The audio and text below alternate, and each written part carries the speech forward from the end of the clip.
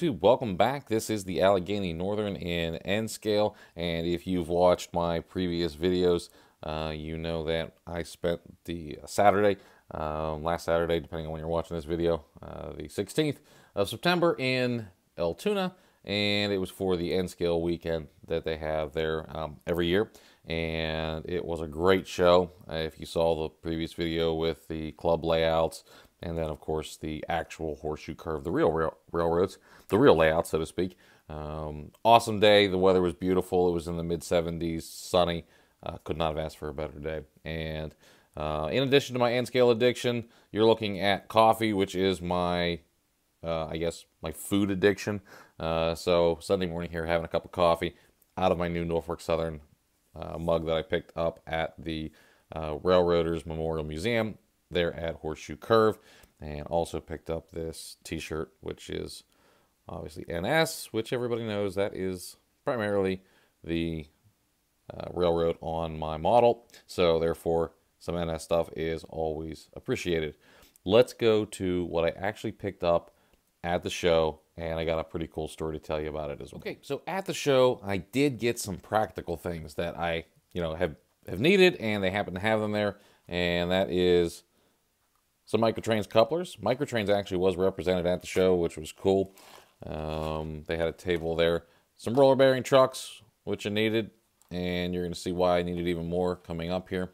And so that, I like to keep those things on stock just because, as I've said, it's constant that, you're running a train and all of a sudden something goes wrong. It's always usually a coupler or a truck issue, wheel set issue. So I always like to have wheel sets and couplers and trucks and all that sort of stuff just in stock. I have a little cabinet over here with little slide out drawers, and I just keep those things because inevitably you're going to need it. The next practical item that I got here is something called bullfrog snot, and I'm sure you guys have heard it. Some of you might even use it, and I am really trying to decrease the wear on my wheels. So I know the grades on my layout are pretty steep, and I've got some locomotives that can't even pull one or two cars up the hill, and others that do. So I realize that's a locomotive issue, not a grade issue. But my thought is, if I could give the locomotives that don't perform very well just a little bit of help, then they're usable again. And the ones that are already doing well, if I give them a little bit of help, it'll save on wear on the wheel sets. So a little bit of bullfrog snot. We're going to try it. I will do a video of it, a before and after for the first locomotive. I'll let you know how it goes. From folks that I've seen who've done videos in the past, and it's pretty distant past, there's nothing that I found that was real current. It seems to do the trick. So we'll give it a test here, and you guys can follow along on that. Okay, I know that I have a problem, and my problem, like many of you, is in locomotives. And I'm not going to pretend like I would go to a train show and not pick up a locomotive. So, new locomotive. It is a CSX, scale trains, rivet counter, sound, DCC, obviously, the whole 9 yards there. So I don't think I've got to do a review on this locomotive. I think everybody knows the epicness that is scale trains. So it is a CSX, and I know that well, I guess I'm modeling mostly NS, but it's just such an awesome model, and well, kind of needed it. So if I can slide this out of here for you. You guys know what the quality is, so I'm not going to do a product review. You'll see it running later, but it's awesome and have to have it.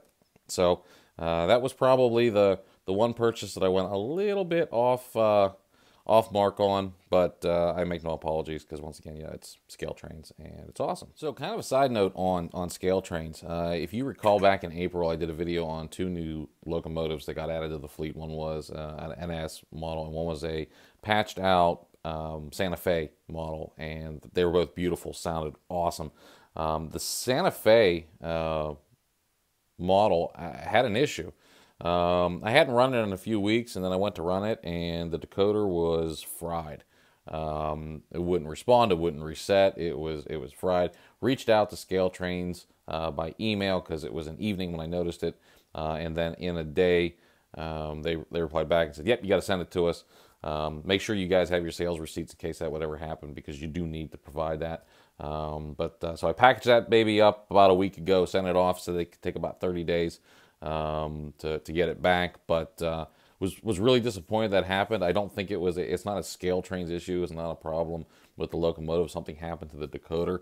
I really don't know what. It's not like the layout had a short. And like I said, I really haven't been running the railroad. It just, something happened at some point. Don't know. But so we're getting that baby taken care of, and hopefully comes back good as new. So we'll play the waiting game. We'll have a video welcoming it back to the layout once it returns. Okay, while I was there, picked up some 3D printed trucks, really highly detailed, so I'm excited about this one. This is a dump truck. Going to use it in obviously one of my construction scenes. Picked up a heavy haul tractor trailer, so we're going to get that baby put together.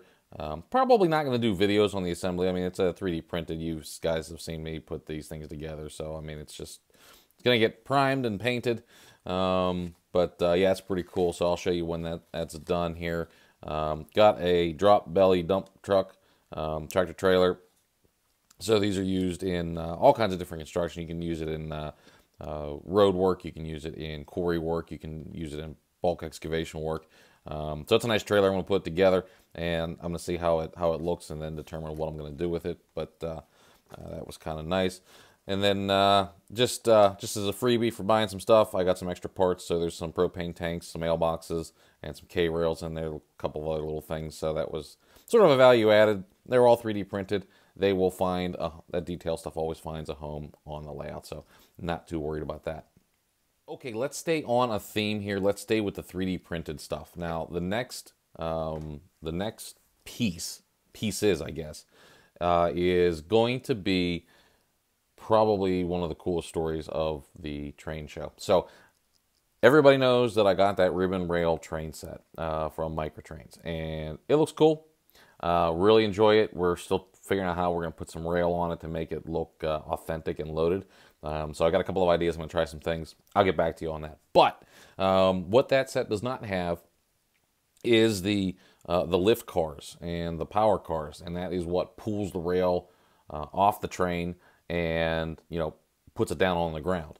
And so I did a quick Google search and to see if anybody had 3D printed one, and of course I found somebody that designed it, several versions of it. And I was like, oh, that's pretty cool. And he sells through eBay. I don't have an eBay account, etc., etc. So I was kind of like, whatever, it's really wanted to see them anyway. And then I was walking down through the rows, and something caught my eye with some 3D printed trains. And I was studying it, and the gentleman behind the table says, well, you're really looking hard at those. I'm like, you wouldn't have an eBay store with these, would you? He says, actually, yes, I do. And I was like, holy crap, I just found you 2 weeks ago on a random Google search. And so we had a nice little conversation about everything. But he had all the versions there available. And so now I've got one of the main versions, and it's still on its 3D printed sprues. So, that's going to be it's going to be a little bit of work here. But there are 4 cars in this set that he has designed and scaled from reference photographs. This is one of the Conrail versions, and so you've got the lift trains cars. There are 3 of those, and then you've got the power train option. And if you go back, I do have an actual video of how the power train is set up. Because it was there was one working near my office, and so if you look at that video, you will see one of these cars, and I don't know which version it is, but you will see one of these cars there. So I've got to clean this up off the sprue. Obviously, I've got to get the trucks and the couplers on there, but he's got the mounting pin locations already on there for you, so you don't even have to try to guess where that stuff goes, which is really cool. So we're going to get this primed up and painted up, and then we're going to add it to our ribbon rail train, and it's going to be a real nice addition. So that was pretty cool to run into that guy. I mean, basically because I had just Googled these cars, 2 weeks ago, and was not expecting to see the guy there, and look, there he was. So really cool story. I was really happy with that. We'll get this thing put together. I will do a video on this train probably, because I've never worked with a 3D printed train that later goes on the layout and runs. I mean, I have 3D printed models, sure, but since this one's actually going to be not static, I want to walk you through that process in case you ever get something that's 3D printed like this, and you can kind of see how it goes together. The priming and the painting will be the same, but, just to show you that you can do this, and it's a pretty cool thing. So the takeaway that I got from the show is I need to learn how to do 3D printing. So if you were already doing 3D printing, you understand the ability of what you can get out of that. If you haven't done 3D printing and you're one of those people that's like, I really don't have the time for it, I really don't, I really don't know if I want to get into all this. I'm with you. I agree with you. But I'm seeing the way the hobby's going, and this is probably going to be the thing. So let's embrace the thing, and let's get this. Let's move it forward in the hobby. So upcoming video on these little guys. Okay, the next couple of cars have a story, and these are from Atlas. These are the front runner cars. Many of you may remember these, that they came out, I think it was in the late 90s. I think it was around 96. So around 96, I was in grade school, didn't have money, didn't have a job, and although these cars retailed for about somewhere around $15, I was a poor kid and did not understand economics quite yet, and didn't have money. So I could not get a $15 rail car, which is, I mean, like half the price of what cars are today. And so because they've been gone so long and discontinued, and I mean, you can't get them. They're just not available. I sort of missed out on these, and I was always disappointed because I thought they were cool cars. Like they looked awesome. They looked different. And I know that they're sort of passé at this point, that it's not a car that's typically used. But they're just really, really neat. And since I do have intermodal operations on the layout, I kind of wanted to go and get some. And so every time I go to a train show, I'm always on the lookout for these cars, because sooner or later I'm going to find them and get some to my fleet. Well, found them. And I was pretty excited about them. There was a total of 6 available, and 4 of them were in good shape. Didn't need any repairs or anything like that. So out of the 6, I grabbed all the 4 that I could to add to the collection.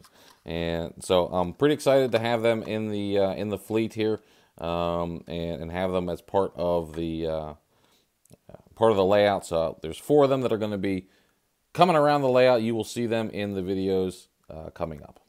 Okay, let's stay with the Atlas brand of models, and I have been looking for some smaller hopper cars that I can use in the cement service on the layout. And I came across this Atlas Master Plus series of hopper cars, and they're pretty awesome.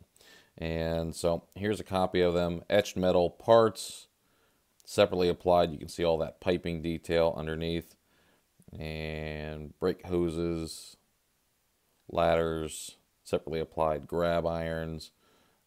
Just awesome detail. Of course, you get the nice crisp printing. Let me see if I can get that out of the shadow there a little bit and show you some of what's going on there. So really, really, really nice detail. Let me see if I can zoom in and get it to focus on any of this text. It's so small here in N scale, but there we go. So awesome detail on these babies. Really, really nice. And, well, I mean, yeah, I guess I needed a few of them, so maybe I purchased a few of them, and there might be 2 more of these guys in the collection. So here's one with the GATX logo on it. Everything else is pretty much the same. And then, wanted to make sure that I had a trio there. So got 3 of those. they're going to look awesome on the layout. Very highly detailed, so I'm pretty excited about those. Okay, this next one was sort of an impulse buy when I saw it, but you know, it come out a little while ago, and I didn't pick up one. Sort of regretted it. So this is the Microtrains 40th anniversary for NS. The door does open here, which is kind of cool. So I always like. I know this sounds kind of snobbish, and maybe it is, but I will not buy a box car unless it has operable doors at this point.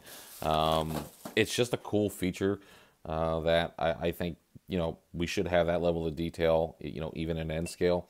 So, you know, that's, in my opinion, if it doesn't have an operable door, then I'm not really interested in it, because then it's just an injection molded model, just like everything else, and it's not that awesome.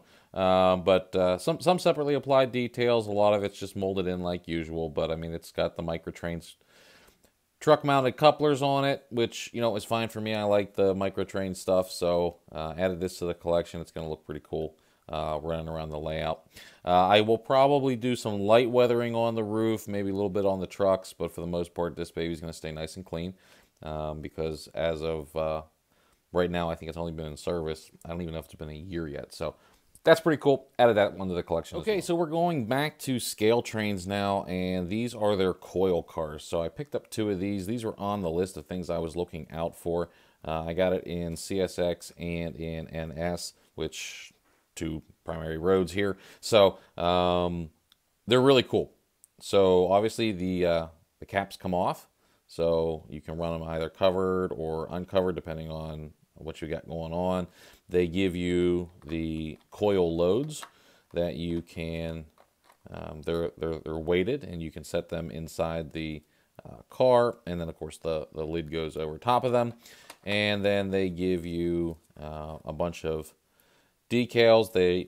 I haven't tried them yet. I don't know if they're decals or if they're stickers. I don't know. I'm not sure what they are, but there's for all the coils, it's the wrap that goes around them, and then the ends, and then there is separately applied pieces that go inside, and that's what holds the coils in place. So you got a little bit of work with these ones. They don't, you know, not quite ready to go out of the box, but you know, it's scale trains, so the detail is exactly what you would expect. It's freaking awesome. So if you don't have any of their cars in your fleet yet, these are worth spending the price for to you know, add it to your collection. It's just they're really highly detailed, and so it's just, you know, if this is something that would look good on your home road, then I would definitely recommend taking a look at these. Like I said, it's not, unless you hit the Powerball or something, you're probably not going to be putting on a whole train of these at one time. But if you can build up over a few hobby runs, then these are nice cars to add to the collection. So I've added 2. I'm going to show you them against the Atlas version of them. Not knocking on Atlas, 2 totally different markets for, you know, price points and everything. But I'll show you what they look like just to give you an idea. Okay, so for the very last items that I purchased, we're going to take a trip to Trainworks and some of their vehicles. If you guys have not seen the Trainworks, what they put out, their models are like, they are the scale trains of vehicles. You get just absolutely beautiful models, well detailed, and they are just awesome. And their price is not so awesome. They are expensive models, but once again, you know, you're getting what you're paying for. You've got all the antennas, you've got all the details. You don't have to 3D print anything. You don't have to add anything. These are pretty much complete as they come. So we've got a bulk transfer type trailer here. So that's going to look good in the cement service, especially next to those new Atlas cars that I previously showed you. And then I also picked up, staying in the same line of business, so appropriate that the trucks are same colors. Picked up a bulk aggregate type of trailer, and Two different tractors on it, so that was cool. They weren't the same tractor, but same level of detail in the trailer and the truck. So yes, those are going to look epic on the over at the cement plant, the cement distribution plant, I guess. So real cool stuff to add to your roads. They are expensive, so when they come out, they're usually limited runs, and they usually sell out pretty fast. So when you can find them, when you can afford them, when you can get them, because they don't hang around for very long, and then you're kind of stuck getting them at train shows, which sort of sucks.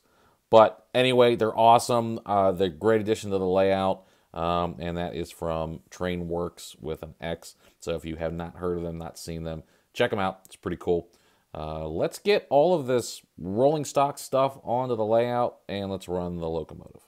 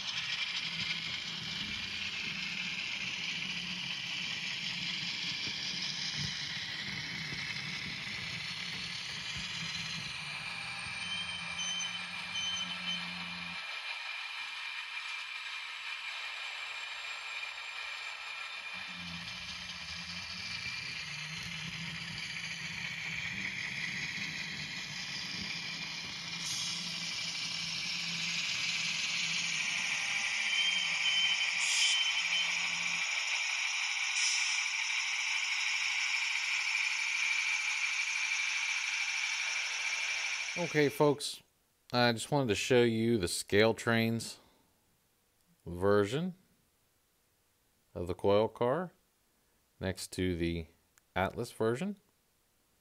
Now, with the Atlas version, this the hood doesn't come off. Obviously, with the scale trains, you know that it does.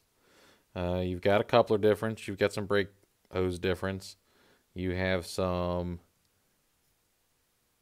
differences in the walkways and, you know, separately applied details here along the side for the grabs. More molded in place details. Lots of really nice crisp lettering. Safety stripes. Some lettering. Some safety stripes. You know what? No safety stripes. That is just the CSX logo I was looking at. Sorry. So, you know, I mean, there's a difference. They do look different. That's another CSX one. It is in gray next to the gray NS one. But there's definitely a difference. But if you are, you know, on a budget, these Atlas versions are much more budget friendly. And they're not a bad representation. I mean, they do the job just fine. I just wanted you to be able to see them side by side. At some point in time, I will probably get enough of these guys to replace my Atlases, and that would be, you know, that would be my choice to do that. The cars are a little bit different style, but you know, you get the idea. Like, so if you have the Atlas or are getting the Atlas, you're not getting a bad car.